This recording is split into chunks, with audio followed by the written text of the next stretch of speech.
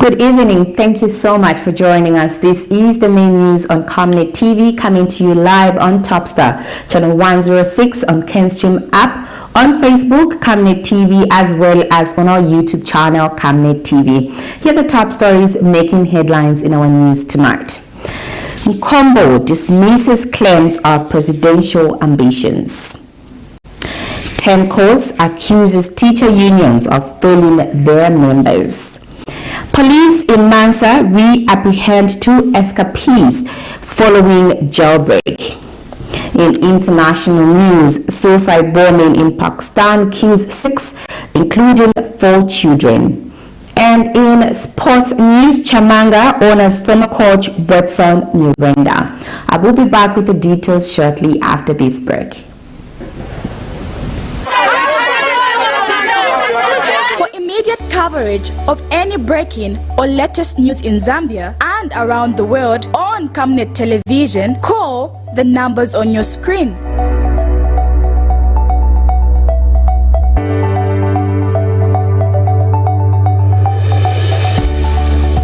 Camnet television, bringing to your screens fair news, impartial news, credible and reliable news all the time. Get the whole truth on Camnet World News.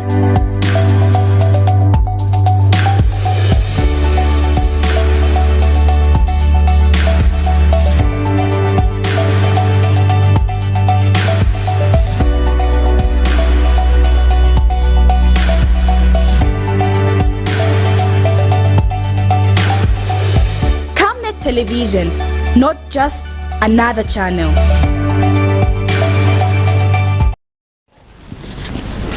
With the news in detail, my name is Sylvia Zulu.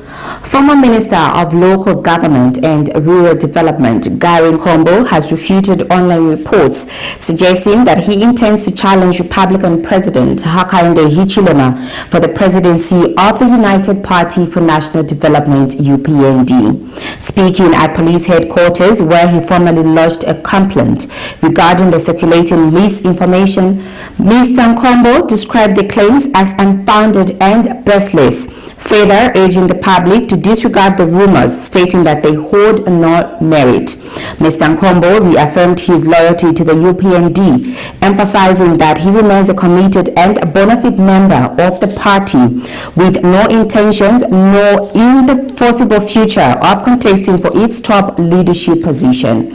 The Mazibuka lawmaker has also called on opposition figures to refrain from spreading falsehoods about the UPND, urging them to allow the party to manage its internal affairs without unnecessary external interference. To indicate firmly that I am a bona fide member of the UPND, a member of the national management of UPND, with no intention whatsoever to walk away from a party that I was part of building it. Those intentions have never been there. Those intentions are not there. And I'm very certain that those intentions will not be there going into the future. And so this is the work of the enemies of UPND. And I want to use this platform to basically get the country sections that are gullible, that they can believe anything and everything that is written in social media, that they create impressions of what is not there. My prayer is that the police are going to do a thorough job to find out the culprits of this, and that the law that exists is going to be applied fairly and also firmly on these people who are peddling these criminal activities against my persona.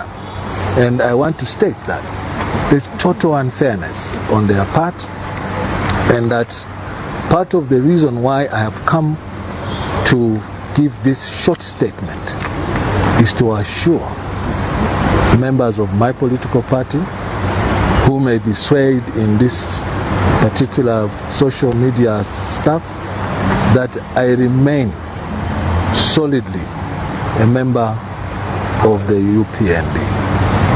and nothing will change that. Police in MANSA have apprehended 2 of the 19 male suspects who escaped from lawful custody at MANSA Central Police Station on May 19, 2025. The duo, identified as Promise Walia and Mike Chola, were both facing murder charges at the time of their escape. Police Assistant Public Relations Officer Godfrey Chilabi says the 2 were captured during an operation carried out on the night of May 20th around 22 hours. The operation took place in Kasongo village in Mansa district, where the suspects were believed to be hiding. Mr. Chilawi adds that the Zambia Police Service has since launched a full-scale manhunt for the remaining 17 escapees. Following the escape of 19 male suspects from lawful custody at Mansa Central Police Station on May 19, 2025, police in Mansa have reapprehended 2 of the escapees. The suspects, identified as Promise Walia and Mike Chola, both facing charges of murder, were captured during an intelligence-led operation conducted on May 20, 2025, around 22 hours in Kasongo village, Mansa district. The Zambia Police Service wishes to assure members of the public that a manhunt for the remaining suspects is actively underway. We appeal to anyone with information that may lead to their apprehension to report to the nearest police station. The Teacher Empowerment Multipurpose Cooperative Society Limited, TEMCOS, has accused teacher unions in the country of failing to support their members, particularly in matters of financial literacy and access to government economic empowerment programs. The cooperative says the unions have continued to collect membership fees while doing little to improve the welfare of teachers.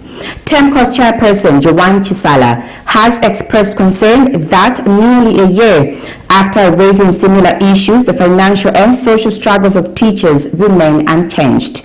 She said teacher unions have done nothing to alleviate members' economic hardships and have failed to act as effective stakeholders in supporting government policy implementation.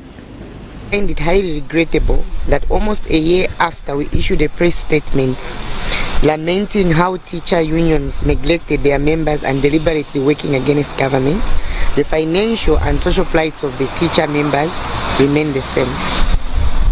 Teacher unions have done practically nothing to alleviate the financial difficulties of their members, yet they have continued receiving membership fees for their own personal happiness and gain. It is key to note that the government has formulated some great policies aimed at bringing about economic gains for civil servants. But teacher unions are not able to explain these economic policies to their members. Normally, these organizations should be important stakeholders to government at policy formulation and policy implementation levels. But it is sad that teachers are not being helped by their own organizations. Currently, the Public Service Microfinance Company is offering agricultural loans at 9% per annum and has a number of stakeholder companies ready to supply both agricultural and livestock inputs. And through the Zambia Development Agency and the Zambia Export Development Fund, and also through the Ministry of Small and Medium Enterprises, they are offering a lot of business support services such as capacity building, access to finance, business development, market linkages, and so on.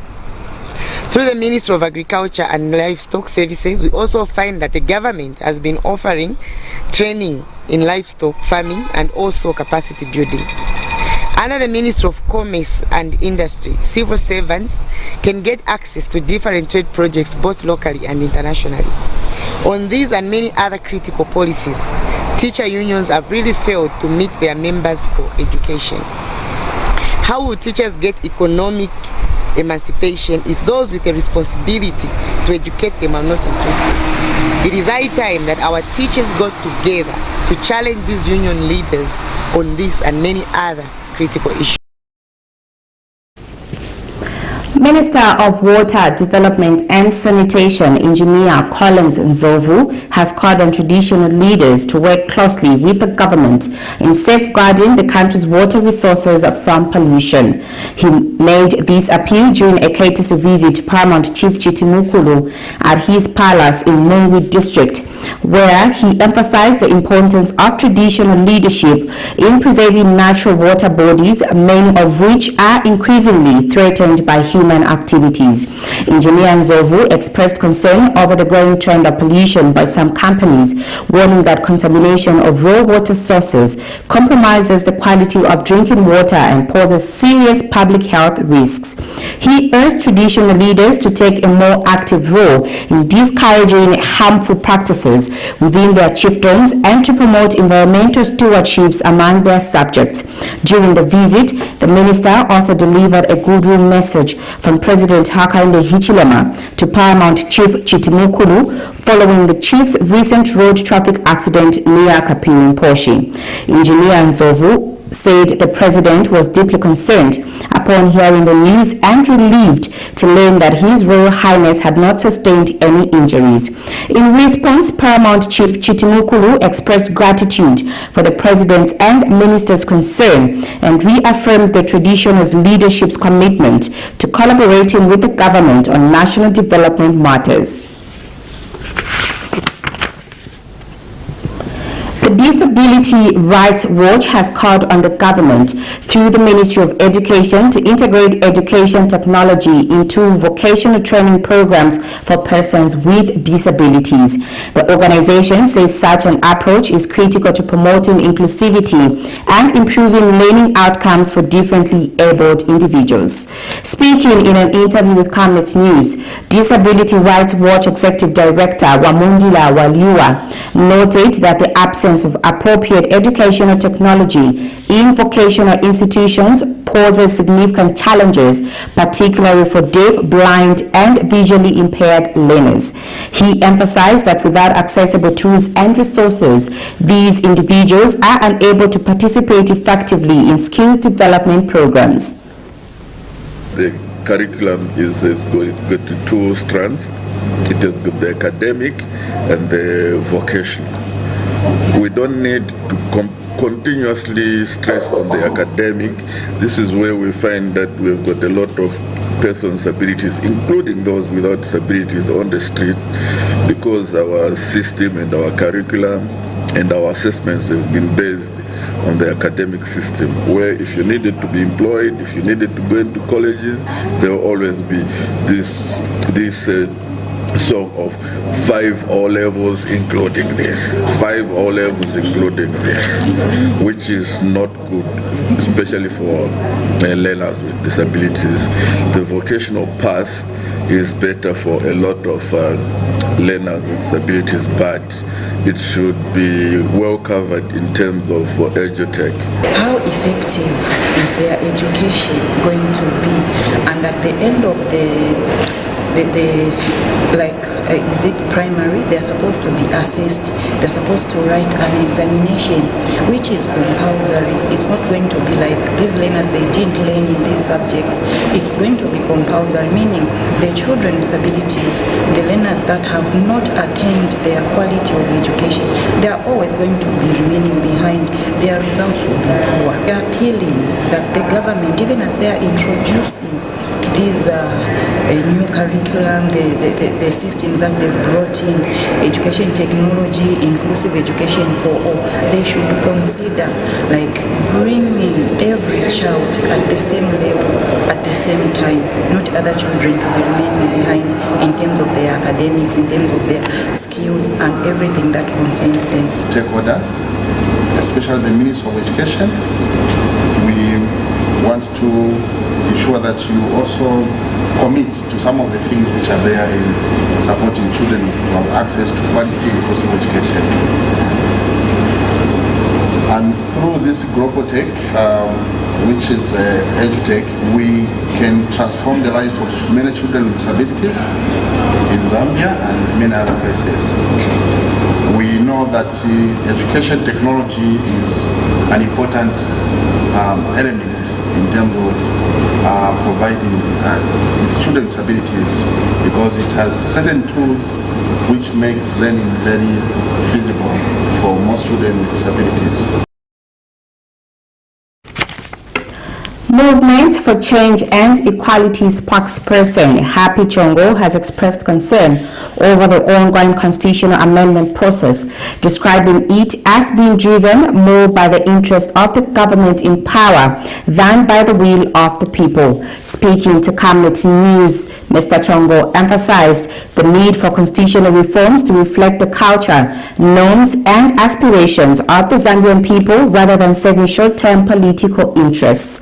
He noted that the Constitution, as the supreme law of the land, should be amended only when necessary and in response to genuine public grievances. Mr. Chongo called for a more inclusive and reflective process that generally incorporates the concerns and needs of the public. We have not had a new constitution. What we have had are amendments to a constitution. And these amendments are normally orchestrated and engineered to serve a particular interest of a particular government in power for exigencies of the moment. So what has been happening in our country as relates to these amendments is not for the betterment of the country and the citizen. And that is the position of our party, Movement for Change and Equality, that instead of obliterating and amending the supreme law of the land, being the Constitution, where all other laws emanate from, it is always important that as a country we sit down and reflect the ethos, the culture, and the norms and the aspirations of the citizens. What is it that they want in the governance system of their country? And when you identify those, instead of doing these piecemeal amendments for purposes of serving a particular interest for that party in power at that moment, I think it's important that as a country we avoid this and save resources for the country from being wasted. So Movement for Change is not in support of having this perennial, should I say, or year after year, each time we change government, then you have new amendments. I think it's very costly for a country to stand the test of time. We can't have a constitution being changed after 5 years, at least for a